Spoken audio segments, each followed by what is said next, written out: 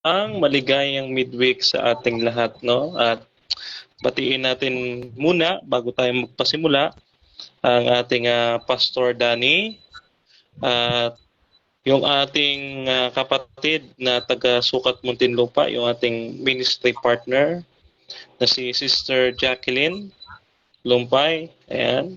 And syempre, salamat sa ating kapatid na Limlay, no, sa pag-invite sa atin sa at saka Sister Liz sa pag-invite sa akin sa ganitong mga pagsamba at debosyon natin. Tuwing ganitong oras, alas 5, meron tayong regular na worship and devotional dito sa online Bible study. Yan.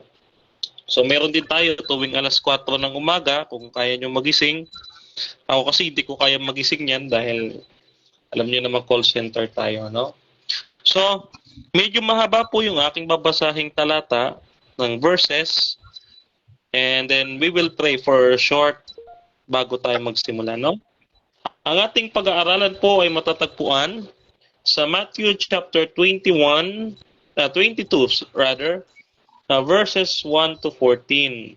Sabi dito, once more Jesus spoke to them in parables, saying, the kingdom of heaven may be prepared to a king who gave a wedding banquet for his son. He sent his slaves to call those who had been invited to the wedding banquet, but they would not come. Again, he sent other slaves, saying, tell those who had been invited, look, I have prepared my dinner, and my oxen and my fat calves and been slaughtered, and everything is ready. Come to the wedding banquet. But they made light of it and went away. One went to his farm and another to his business, while the rest seized his slaves and mistreated them and killed them. The king was enraged. He sent his troops, destroyed those murderers, and burned their city. Then he said to his slaves, the wedding is ready, but those who invited were not worthy. Go therefore into the main streets and invite everyone you find to the wedding banquet.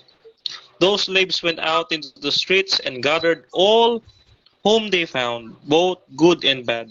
So the wedding hall was filled with guests. But when the king came into the see the guests, he noticed a man there was who was not wearing a wedding robe. And then he said to him, friend, why did you get in here without a wedding robe? When he was speechless. Then the king said to the attendants, bind him hand and foot, throw them into the outer darkness where there will be weeping and gnashing of teeth, for many are called, but few are chosen. So bago tayo magsimula sa ating pag-aaral, tayo po ay manalangin. Panginoon Diyos na may makapangyarihan sa lahat, na may likha ng lahat ng mga bagay at gayon din ang may-ari ng aming buhay, Panginoon, ay inaanyayahan ka namin sa ganitong mga pag-aaral, Panginoon, ng iyong dakilang salita. Upang, Panginoon, na maging pag-aaral namin ay magamit namin upang lalo po kaming gumawa ng kabanalan at maging karapat-dapat sa iyo, lalong-lalo na sa paggawa ng mga bagay na ikaluluwalhati mo. Panginoon, minsan pa kami po ay patawarin sa aming mga kasalanan. At linisin kami ng banal na iyong dugo upang, Panginoon, kami maging kaaya-aya sa iyong harapan. Sa gayon, Panginoon, na magiging pagsamba namin ay magiging karapat-dapat sa iyo upang, Panginoon, mapapurihan ka magpakailanman. At Panginoon, ako po na magiging instrumento mo sa hapong ito, ako po itago ninyo sa inyong anino, Panginoon. Upang hindi nila ako ang maririnig, Panginoon, kundi ikaw po ang kanilang pakikinggan. Hindi po ako ang kanilang paniniwalaan, Panginoon, kundi ikaw po ang kanilang paniniwalaan. Ikaw po ang kanilang pararangalan at hindi po ako ang kanilang pararangalan. Ikaw lamang po ang dapat maitaas sa mga oras na ito, Panginoon. Pagpalain mo po ang bawat isa at maging biyaya sa amin ang pag-aaral na ito. In Jesus' name, Amen. Okay, so binabati natin Amen. ang ating mentor, Dr. Rocky Tulog. Yeah. So mga kapatid, patuloy tayo sa ating pag-aaral nitong mga salita ng ating Panginoon. So ngayon, nakakita na ba kayo ng kasalan? Teka lang. Gusto ko muna makarelate dito sa wedding feast na binabanggit ng ating Panginoon. Sino ba yung kasal na dito? Yung married na? Taas ang kamay. Malapit na, di ba? Hindi naman. Sino ba ang kasal na dito, mga kapatid? Mukhang wala ah. Okay. So, okay. So, Sister Eileen, ano ba yung itsura nung reception after ng wedding?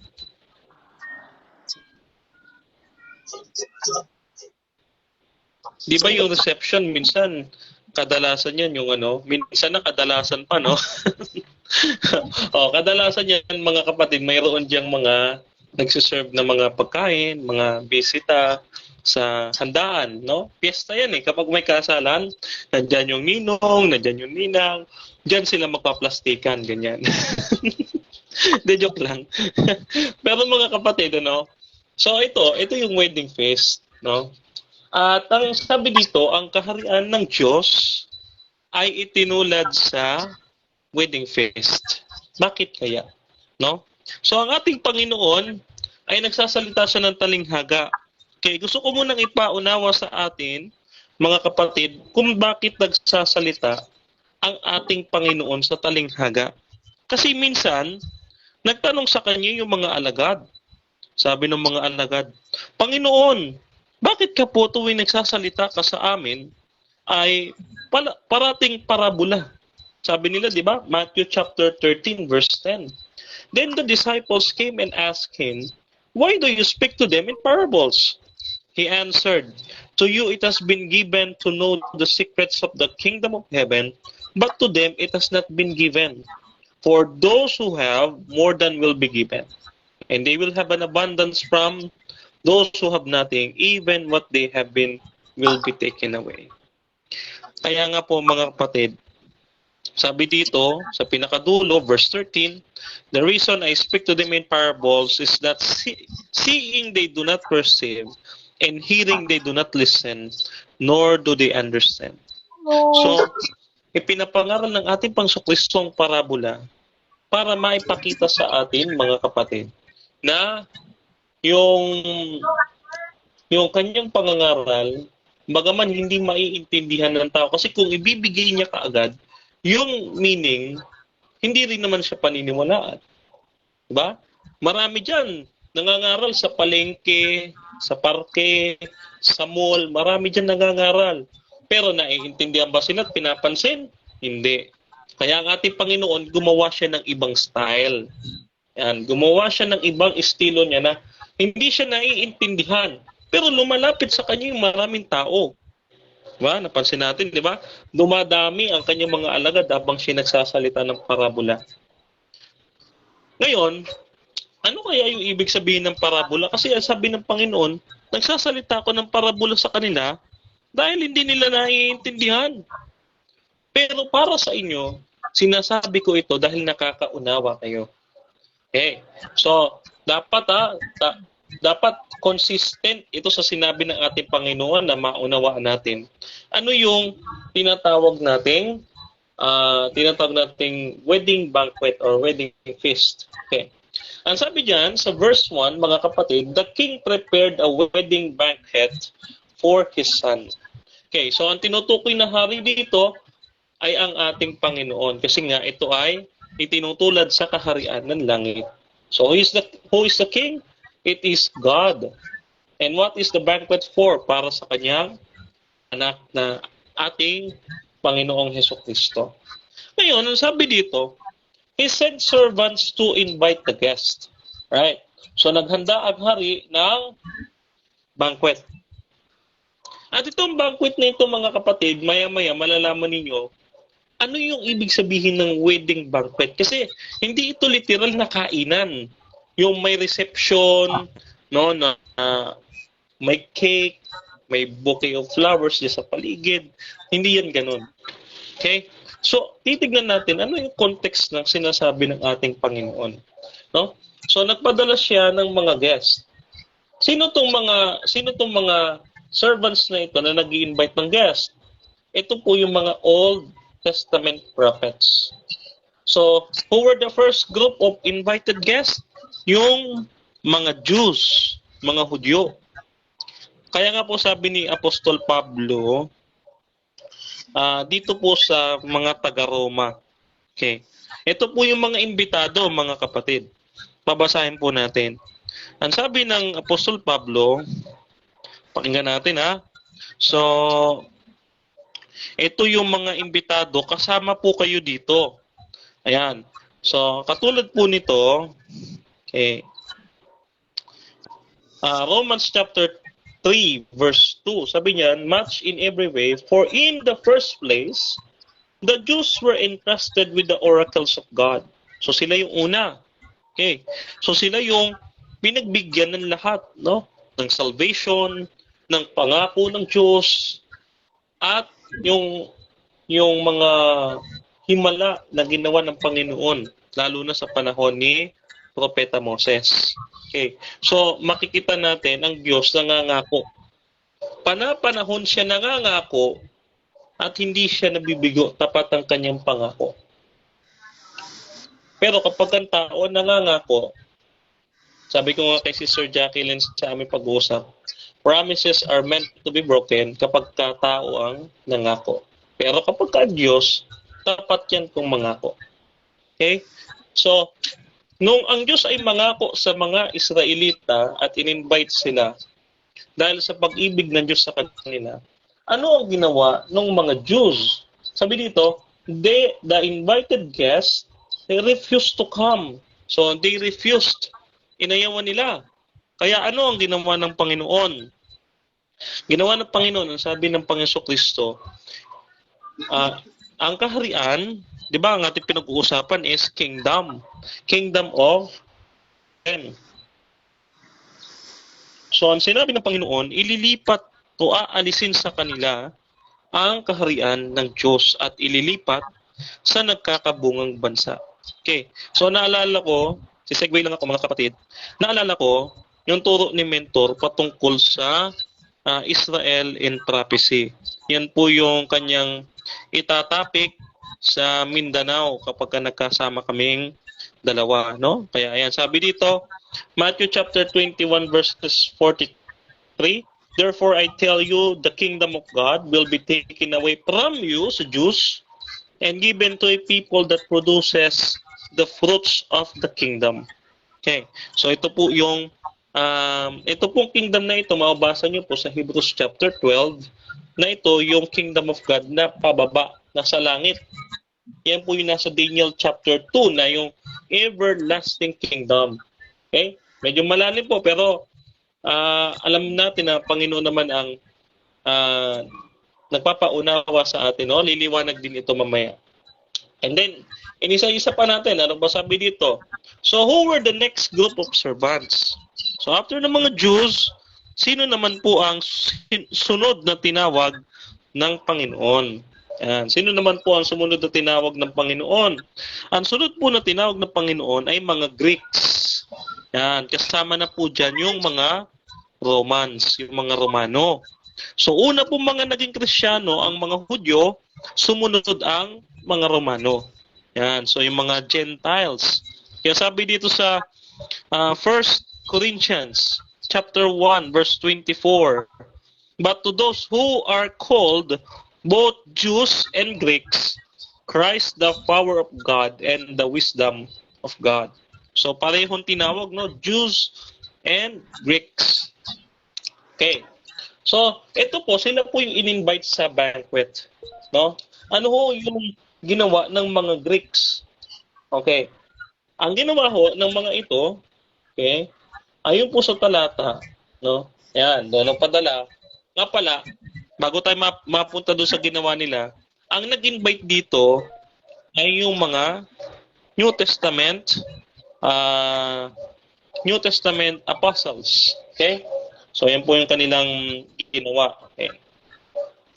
At pagkatapos, mga kapatid, ano naman po ang ginawa ng mga Gentiles? Okay, dito na po tayo papasok sa 70 weeks prophecy. Alam naman po natin ano nangyari dyan, no? So, nakita natin na magpadala ang hari ng servants niya. Ang ginawa niya dito, but they made light of it and went away, one to his farm, another to his business, and while the rest seized his slaves and mistreated them and killed them. So yung iba nagsasabi, no? Busy ako, mamaya na brother ha. Worship tayo. Sige mamaya. Ginagawa pa ako eh. Busy pa ako bro eh. Sa susunod na lang. No? Yung mga ganun. 'Di ba? May mga ganun tayo mga nai-invite eh. Wala kasi ako panahon dyan eh, ganyan. May work ako eh, nag-aaral ako eh. No? Kung ganun kaya yung Panginoon sa atin, sabihin ng Lord, pagka sasarado yun na yung close of probation, sasabihin ng Lord, mamaya na kita pagbuksan doon ka na muna. Sabihin ng Lord. Kasi busy pa ako.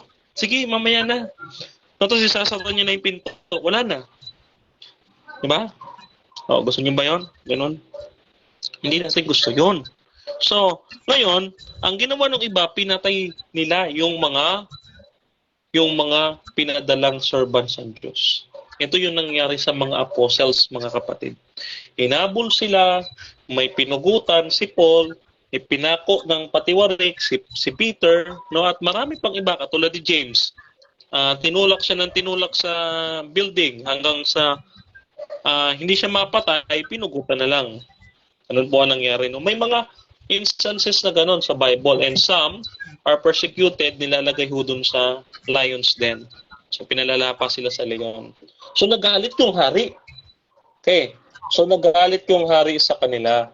No, the king was enraged and he sent his army to destroy the murderers. Okay, ito ho yung nangyari. No, ito ho ay nangyari nung 70 AD. Ito na sukdulan na ang galit ng Diyos sa kanila. Okay, so ito na ho yung katapusan ng 70 weeks prophecy na nagalit talaga ang Diyos sa mga Hudyo na nangalunya doon sa mga Romano, no? Kasi may mga ilan sa mga Hudyo na nakipagkaisa doon sa mga Romano at the time, no? At pagkatapos itong mga Romanong ito, diba, naging Jews, Christians, no, from Judaism to Christian, until itong mga Romanong ito na nangalon niya, no, yung mga Gentile Christians na nangalon niya, mga kapatid, doon sa mga Romano, sila ho ang tinatawag na apostate church. Yung apostate church, ito ho ay sumulpot. Walang tatawa at seryoso tayo ha. Ito po ay sumulpot lamang, no? Ayan. So sumulpot lamang po sila at ito po ang tinatawag nating Roman Catholic Church. Ayan. So, ayan ho ang nangyari sa tagpong yan. Ano? So, ayun. Nung magalit ang hari, sinunog at tinumba ang templo ng Jerusalem noong 70 AD. Pero hindi pa dyan nagtatapos, syempre. No, hindi dyan nagtapos. Sabi dyan, mga kapatid, yung hari, nagpatawag siya, sabi niya, go to the streets and street corners and invite anyone. Kahit daw sino. Kahit na sino. Kaya dito sa Acts chapter 1, verse 8, mapapansin natin, mga kapatid ko, sabi dyan, but you will receive power when the Holy Spirit comes unto you, and you will be my witnesses in Jerusalem. Mapapansin nyo ha, umikot na siya, mga kapatid. In Jerusalem, and all Judea and Samaria, and to the ends of the earth. Umikot na siya. Kaya po, kabilang po kayo sa tinatawagan at iniimbita sa wedding banquet na ito. Okay. Ano ang sabi? No? Ano ang sabi ng hari? Nakahanda na daw ang lahat. Okay, so lahat nakahanda na eh. Ini-prepare na ng Diyos ang lahat. No? Mapapansin natin dito sa talata ng Biblia, sabi niya dito ay ayan. Inihanda niya na daw yung kanyang calves. Okay? Mapapansin niyo yan eh. Inihanda niya na daw yung kanyang calves and yung mga inihanda pa, no? Yung mga handa. Okay. So, pumunta kayo doon. Ngayon, ano ang sabi? Ito, naalala ko ulit kay Mentor. Sabi niya dito, Lucas chapter 14 verse 23. At sinabi ng Panginoon sa alipin, ito pa rin yan ha, same story pa rin tayo. Pumaroon ka sa mga daan at sa mga bakuran at pilitin mo silang magsipasok upang mapuno ang aking bahay. Paano po yung pagpilit? Yung pagpilit, hinihila mo eh. Diba? Ang sabi, agawin sila sa apoy. Jude chapter 1 verse 20. Agawin mo sila sa apoy. Mabilis, swift, mga kapatid. Parang ibong mandadagit. Yan. No? Parang ibong mandadagit. Swiftly talaga, mabilis lang talaga. So, ganyan po yung ating gagawing soul winning dito. Kayo po, mga kapatid, tayo po, ang servants ng Panginoon na mag-i-invite sa mga lansangan na ito. At yung ini-invite natin, yung mga nasa labas. Bakit? Kasi mga kapatid, ano ang sabi? Ang parabola ay para sa atin na maintindihan, pero sa kanila hindi. So, dahil hindi nila naintindihan, let us share the word of God. Ano nangyari? May nakita ang hari dito na isa. Sabi niya, the king noticed a man not wearing a wedding clothes. So, syempre, ayaw mo namang maupi ka. No? Isipin nyo, may birthdayhan tapos ang suot may panluksa. Parang pangit naman nata noon. No, birthdayhan tapos may panluksa. Yeah? So, nung mapansin na ito ng hari, tinanong niya, friend, how you did get in here without wedding clothes? So, bakit kaya ang lalaking ito, why did this man wear his own clothes? And it was probably very good. Tama naman. And what clothes do people attempt to wear unto this occasion? Siyempre, yung maganda, magarbo. Okay? So, ganito yung mga kapatid. Naalala niyo yung sinasabi ng Apostol Pablo sa unang Korinto 15. Mayroon tayong isusuot na katawang panlupa at katawang panglangit. Dito po, mapapansin natin, ang tinutukoy na parabola ay patungkol sa kaharian ng langit. So therefore, ang suot ng mga nandun ay katawang panlangit. Ngunit yung lalaking ito, ang suot niya ay katawang panlupa. So nung tinanong siya ng Panginoon, bakit ganyan yung suot mo? Di ba? So, the king said to the servants, no, tie him hand and foot and throw him out. Outside into the darkness, there will be weeping and gnashing of the teeth. So ito mga kapatid, yung hari ito, ang sabi niya, dahil nagre-refuse yung lalaki na magsuot, no, na magsuot ng wedding cloth, ay siya ay itinapon sa labas, kung saan may pangangalit ng ngipin, ano ba yan? Gnashing of teeth and weeping, o yung kalungkutan, weeping, yan. So, may pangangalit ng ngipin. So, ito mga kapatid, ano ho ang ibig sabihin nitong mga sumunod na nangyari? So, after tayong maimbitahan ng Panginoon sa wedding banquet na ito, may napansin siya. Hindi ka kasali. Bakit ka nandito? Sino kaya to? Ito, mga kapatid, yung mga tao na hindi handang tumanggap sa Panginoon. Bakit? Sapagkat hindi sila marunong sumunod sa utos. Kita ninyo, ito ay wedding banquet. Ibig sabihin, may utos na itong isusuot mo, ito yung attire, hindi mo isinuot. So therefore, malabagin ka sa utos. Okay? So ito yung mga taong yan. Sino yan? Sila. Tayo. Kasi minalalabag din tayo utos eh. Diba? Minsan nga, hindi nakakapagsimba ng Sabat eh. Diba? Minsan, nagtatrabaho pa ka ng Sabat eh. Diba? Oh. Aminin natin yan. Ngayon, ano ang ginawa ng Panginoon? Ang ginawa ng Panginoon, mga kapatid, itinapon siya sa labas. Ano ba tong damit na ito na sinasabi natin kanina pa, Brother Denmar? Okay. Yung damit na tinutukoy ko, mga kapatid, no? Ano ba ang suot-suot ng isang tao kapag ka siya'y maliligtas? Ang usapin natin is Kingdom of God, na nasa kalangitan. So, paano ka pupunta sa kaharian ng ating Panginoon Diyos? Ano ba yung susuotin mo? No? Ano ba yung idadamit mo para ikaw ay makapunta sa langit na bayan? Okay. So sasagutin natin yan mga kapatid sa pamamagitan din ni Apostol Pablo. Okay. So siya ang sasagot para sa atin. Kasi kung ako lang, no, huwag kayong maniniwala sa akin. Eto, sabi dito, Ephesians chapter 4 verse 24. At ang dapat ninyong isuot ay ang bagong pagkatao na nilikhang kalarawan ng Diyos at nahahayag sa matuwid at banal na pamumuhay ayon sa katotohanan. So ang isusuot daw natin ay mga kapatid? Ang sabi dito, bagong pagkataong kalarawan ng Diyos na nahahayag sa ating mabuting gawa. Sa makatuwid, ito ay gawa ng kabanalan. So ito palang taong ito, hindi ito banal. Yes, mga kapatid, tayo makasalanan, pero tayo din ay banal. Sapagkat, mga kapatid, tayo ay tinawag na saints. Revelation chapter 12 verse 17, tayo ay saints. No? Those are the saints who are keeping the commandment. We are born to be saints and we are living as a saints. No? Tayo kasi, buhay na santo na tayo, sila, ika-canonize pa. Tayo kasi, we are bound to be saints of God.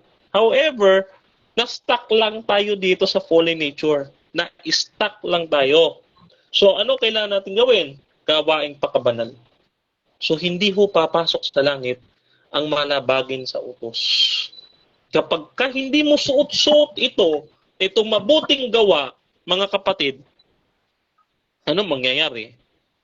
Hindi ka papasok sa langit. Okay? Kasi ito ho yung sinasabi sa Revelation chapter 20. Okay, pakinggan po ninyo ha. Hindi po ako nagsabi nito, kundi ang Biblia po ang nagsasabi nito. Sabi dito, Revelation chapter 20 verse 13, sorry. At ibinigay ng dagat ang mga patay na nasa kanya. Ibinigay ng kamatayan at ng Hades ang mga patay na nasa kanila. At sila ay hinatulan, bawat tao, pag sinabing bawat, lahat, bawat tao ayon sa kanya-kanyang mga gawa. So, hahatulan tayo ayon sa ating mga gawa. Naalala ninyo, yung parable, patungkol dun sa kambing at sa baka. Yung baka ay nilagay niya dito sa kabila at yung isa pa sa kabila yung kambing, no? At ang ating Panginoon ay nag-enumerate ng mga gawain. Ako ba'y pinakain ninyo? Ako ba'y dinamitan ninyo? Ako ba'y pinatira ninyo? Ako ba ay etc., no? So, nandiyan yan sa Matthew chapter 25 verses 31 to 46.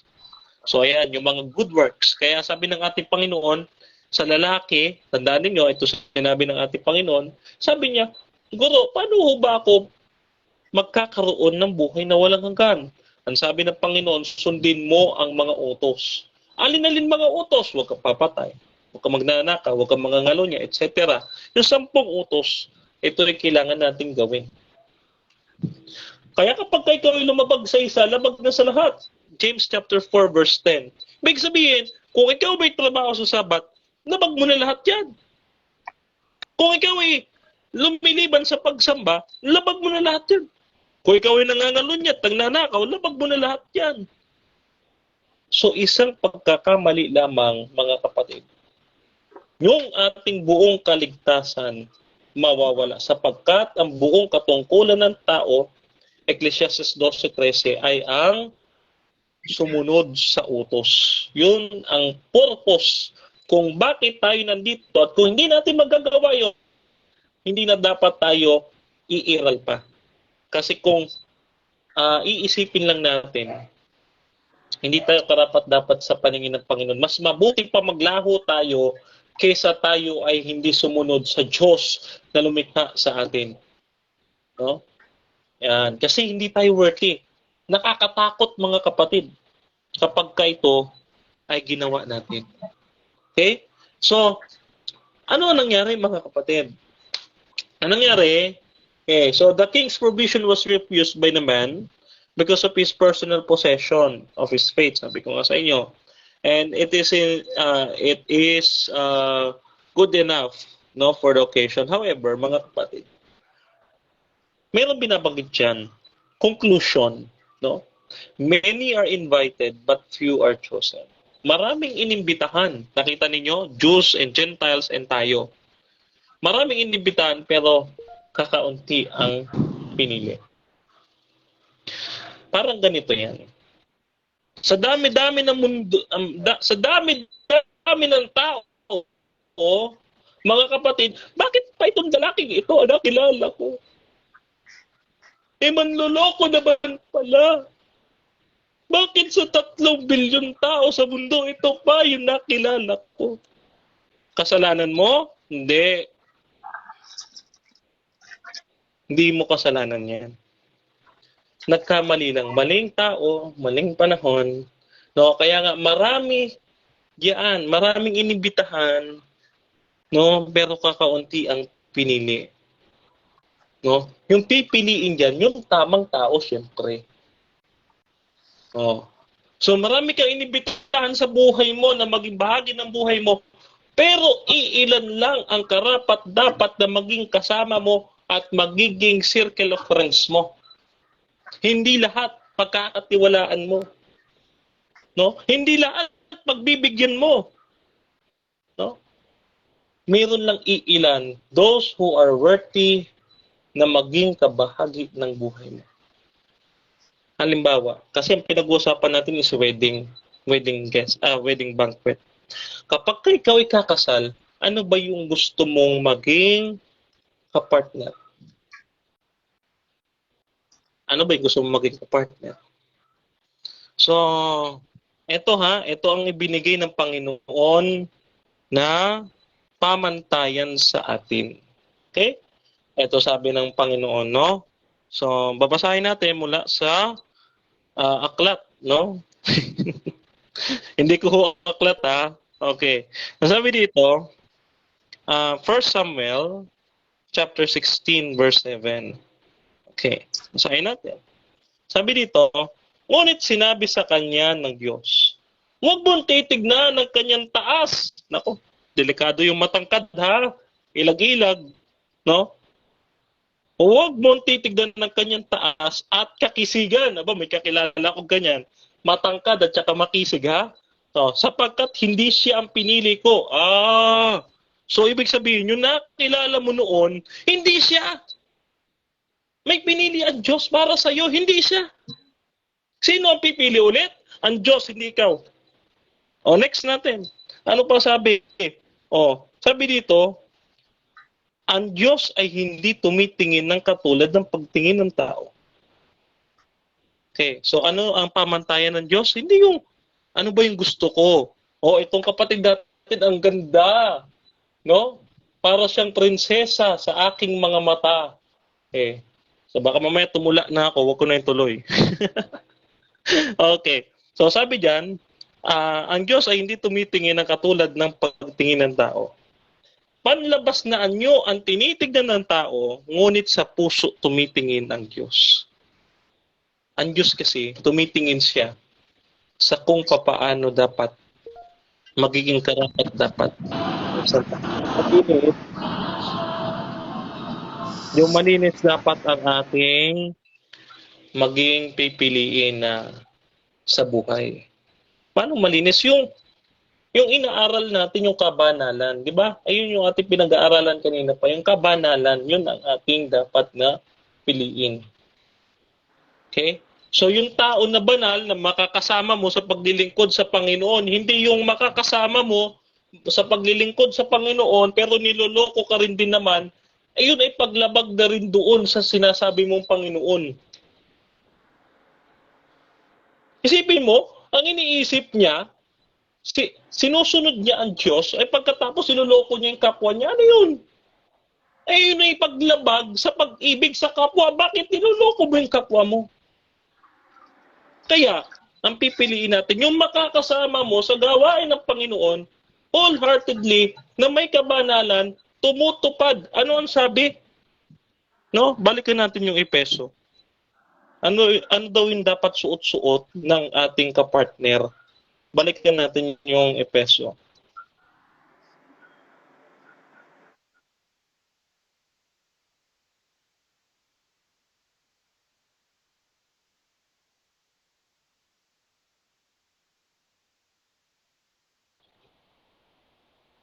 ayon sa kanyang katotohanan. So, ano daw ang sabi, ang dapat isuot ng taong dapat tanggapin, hindi yan mahirap kung hindi ikaw ang pipili.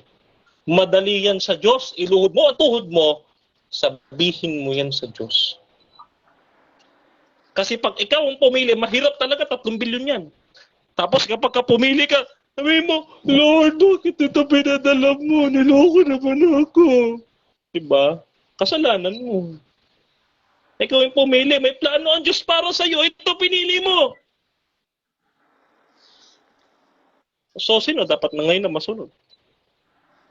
Diba? Ngayon, mga kapatid, so, gaano daw karami? No? So, how many? Gaano karami? Yung marami, Brother Denmark, ano ba yan? Yung great multitude sa langit na napakarami. So, sabi dito, 2 Peter chapter 3, verse 9, the Lord is not slow in keeping His promise, as some understood slowness. He is patient with you, for not wanting anyone to perish, but everyone to come to repentance. So, ang Panginoon ay hindi siya mabagal sa paggawa ng pangako. Pagka sinabi niya, Jeremiah chapter 29, verse 11, may plano ako para sa iyo. At ang plano ko ay para sa mabuti. Lord, ang tagal naman. Naiinip na ako. Ano kaya itong crush ko, patulang ko na no? Hindi naman plano ng Diyos yun. Ang nangyari, naging kayo nga ng crush mo, 1 linggo lang. Ay nako. alam niyo mga kapatid, huwag tayong magmadali. Kahit abuti pa ng 5 taon yan, go. Basta kalooban ng Panginoon. Huwag niyong hayaan. Kasi ang pangako ng Diyos, matutupad yan. Napatunayan na natin yan sa napakaraming beses na ang pangako ng Diyos, hindi kailanman yan nababalik. Pero ang pangako ng tao yan ay nasisira. No? So, who are chosen? Sino yung mga pinili? Those who accepts the invitation and wears the wedding garment. So, tayo. No? So, tayo yung pinili. No? So, tayo yung mga pinili, chosen, na tumanggap na invitation. And what is the wedding garment? Christ righteousness. Bakit? Hindi naman yan sa yung kabanalan, kay Kristo. Kaya nga sabi ng Apostol Pablo, sabi niya, hindi na ako namumuhay para sa akin sarili, kundi si Kristo na ang nabubuhay sa akin. No? For it is grace you have been saved through faith, and not from yourselves. It is the gift of God, nor by works, so that no one can boast. Isaiah chapter 61, verse 1 to 10, sabi diyan, I delight greatly to the Lord, my soul rejoices in my God, for He has clothed, sinuotan mga kapatid, me with garments of salvation, and arrayed me in a robe of righteousness. As a bridegroom adorns his head like a priest, and as a bride adorns herself with her jewels. And Romans chapter 13, verse 14, no? Rather, clothe yourself with the Lord Jesus Christ. Idamit daw natin ang ating Panginoon. And do not think about how to gratify the desires of our sinful nature. No? Ayan. So, ito mga kapatid, tinuturo sa atin na tayo ay mamuhay sa kabanalan at gamitin natin ang ating sarili sa pagtupad sa utos ng Diyos dahil ito ay bahagi ng ating pagpapakabanal sa kanyang harap. No? So, gusto kong bigyan kayo ng pahapyaw dun sa aking magiging lecture ko sakali. No? Lecture ko kung sakali na ako ay mapagbigyan ulit dito sa ating group chat, no? Ito yung tinatawag kong lesson na Christ of Today na ako ang mismong sumulat. Pag sinabi natin Christ of Today, hindi niyo papalitan ng Panginoon. Kasi sabi dito, isusuot niyo yung Panginoon, kayo isusuotin niyo ang makikita sa inyo ay ang Panginoon. So you are the Christ of today, you are the light of the world, and you are the salt of the earth. Ibig sabihin nito, mga kapatid, hindi kayo ang mamumuhay kasi ito katulad dito, yung pagpapakumbaba natin sa Panginoon, kapag tayo nagpakumbaba, ang daming lumalapit na blessings. No? Experience ko na yan, mga kapatid. Ang daming lumalapit na blessings and ang daming taong lumalapit. Bakit? Para kang isang bituin na nagniningning sa liwanag. Dahil ikaw ay nagpakumbaba sa harapan ng Panginoon. Tandaan natin, ang mapagkumbaba ay tinataas, ang nagpapakataas ay siya ang ibababa ng Panginoon. At hindi mo na makikita yun kung nasaan. Yung nagpapakumbaba, itataas ng Diyos, kaya makikita siya, titingalain siya ng mga tao. At yung pagpapalat, biyaya ng Diyos ay sasa kanya. No? So, ganun kabuti ang Diyos. Kung tayo ay magpapakumbaba na gaya ni Kristo, tayo rin mga kapatid, magiging ilaw ng sanglibutang ito. Ang daming lalapit sa atin. Malamang mga kapatid, pag nag-crusade tayo, pag ang isip natin ay ang Panginoon at sa Panginoon lang yan nakatutok, ang dami siguro taong mahihikayat natin. Nakita nyo yung 3,000 yung kay Peter? Mga kapatid, yung kay Apostle Peter? Ganun karami. Magko-crusade lang tayo, 3,000 ang magpapabautismo. Bakit? Kasi mga kapatid, nakita natin, kailan lang nangyayari yung 3,000? PICC. Pero, kapag ka-local church na nagpabautismo, ilan na? Ilan na lang? Nasa 50 pa lang. Pinakamarami. Kaya mga kapatid, sikapin natin na mamuhay na gaya kay Kristo at isuot ang ating Panginoon para marami pa tayong matawag na kaluluwa at maidala sa paanan ng Panginoon. Patuloy lang tayo magpakumbaba at sumunod sa Kanya. Ito yung ating panawagan sa ating mga kapatid, no? Bilang pagtatapos, no? Everyone is invited by God unto salvation. So, but the wedding garment, faith in Christ and acceptance of Him as Lord and Savior is required. So, those who receive salvation through Christ are chosen. So, may tanong ako sa inyo bilang application sa ating pinag-aralan. Ito ay bulay-bulayan natin sa ating pagpapatuloy sa paglalakbay sa mundong ito.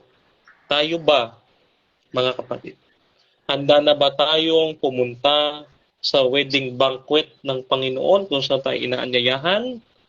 O kailangan pa natin isuot ang ating Panginoon para tayo makapunta doon? Handa na ba tayo sa muling pagparito ng Panginoon? Tayong mga Adventist, nakapag-prepare na ba tayo para sa nalalapit na pagparito ng ating Panginoon? Tanungin natin yung ating mga sarili. Handa na ba ako na salubungin ang Panginoon? Nawa mga kapatid, ang ating naging pag-aaral, maikling pag-aaral sa hapong ito, maging biyaya at pagpapala para sa ating